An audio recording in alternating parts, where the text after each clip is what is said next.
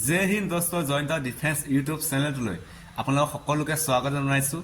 আজি মই এই ভিডিঅ'টো বনোৱাটো কাৰণ হৈছে যে মই যিবোৰ ভিডিঅ' আপলোড কৰোঁ এতিয়াৰ পৰা আপোনালোকে ডেইলি ইভিনিং টাইমত মোৰ ভিডিঅ'বোৰ দেখা পাব।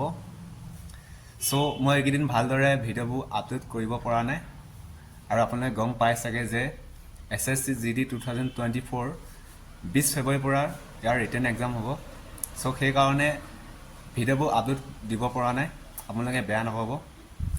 আৰু কোনে কোনে এইবাৰ 2024 SSC GD নতুনকৈ এক্সাম দিব ৰিটেন এক্সাম কমেণ্ট কৰিব তলত।